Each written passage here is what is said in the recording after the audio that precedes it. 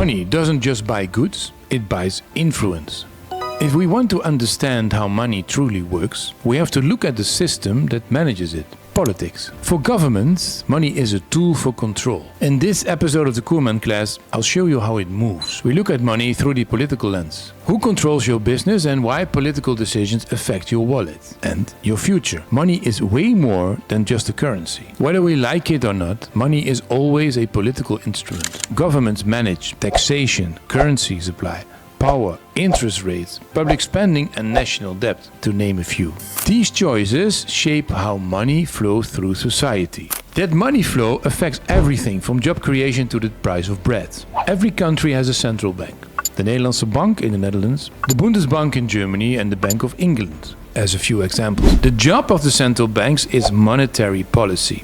The European Central Bank does it for all over Europe. These banks decide how much money actually circulates, what interest rates should be, and how banks are regulated.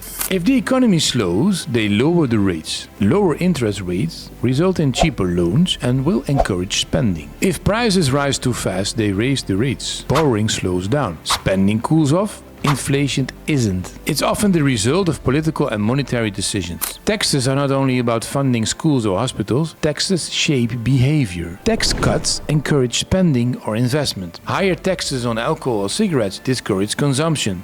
But don't forget, it also brings in a lot of money for the government. Taxation isn't just about financial policy, it's actually a political strategy. I'll give you another example. Many European countries reward companies that create jobs or invest in innovation. And exactly that supports political goals like economic growth and lower unemployment. But nowadays almost every nation is in debt, even the strongest economy. Germany, France, the Netherlands, Italy. These countries all carry billions in national debt. Governments borrow to run the country. They run it like a business. They issue bonds, safe loans that investors buy. So who lends these government money? Central banks, pension funds, foreign countries, private investors. All that threatens influence. If a government owes money, the lender has power at the negotiation table.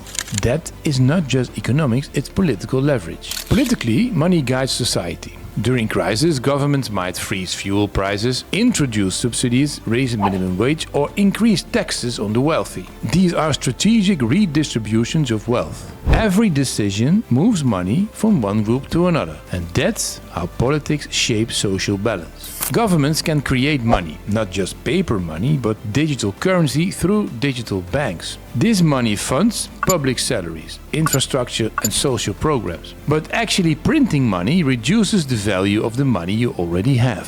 Inflation. And who benefits from inflation? Government, because debts are easy to repay with cheaper money. Because cheap credit means more loans. And who loses? Ordinary people with savings in the bank. Inflation is not an incident, it's a policy, a political policy. Several currencies, dollar, euro, they compete for global influence. Dollar, euro, Chinese yuan. A strong currency gives a country leverage and it makes imports cheaper. It builds trust internationally and it expands geopolitical power. Money isn't just economics, it's geopolitics. So, what do we learn from this? Politics control the system's money. Tax isn't just finance, it's influence. Central banks set a tempo of inflation and interest. Debt equals power. And these central banks, they are totally in charge. At this level, money is not emotional, it's strategic. So this was this lesson from the Coerman Class, Finance and Business School. My name is Remco Coerman and I'll see you again in the next episode. Thank you for watching. See you soon.